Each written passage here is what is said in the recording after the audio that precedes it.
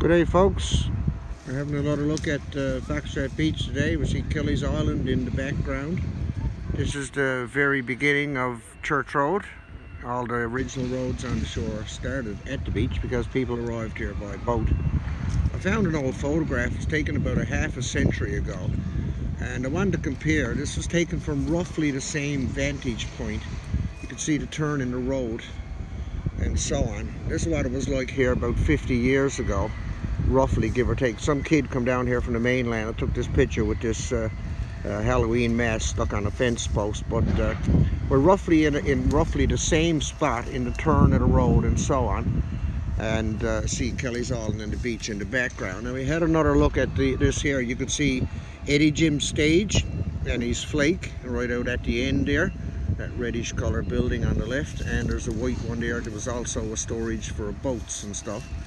My grandfather told me that at one point in time, now this was the last stage was left there about 50 years ago, but my grandfather told me that at the time that he was a kid, he said you could walk right up the length of Foxtrap Beach on flakes and without even touching a beach rock, because everybody had that was fishing certainly had a stage head and a flake for drying codfish.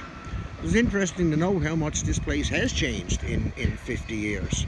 It's very industrialized now with this new development, although on this side where people are still farming it as they did for the past couple of hundred years. And I just thought it was very interesting to get more or less the same vantage point and look how it used to be and how it looks now in just a half a century. This photograph was taken in the very early 70s, I'm figuring around 71, 72. So this would be roughly about a half a century, give or take a year or two. But you can see that I'm stood in roughly the same spot, not exactly. I believe this photograph was actually taken from inside the cemetery, which is just behind me. The #1 cemetery where the first settlers on this shore are buried to, and that's just behind me where I stand right now. Whereas this original photograph you're looking at with Eddy-Jim stage, that was taken from just inside the boundary of the cemetery. So that's about the only difference. I'm a little bit north of where the original photograph was taken, but you can see the same turn in the road and so on. I'm not quite as high up on the hill, so it's a slightly different elevation, and you can see certainly too there's been a lot of growing over with alders and some dogberry trees, and there's even a spruce tree that has popped up that wasn't here a half a century ago.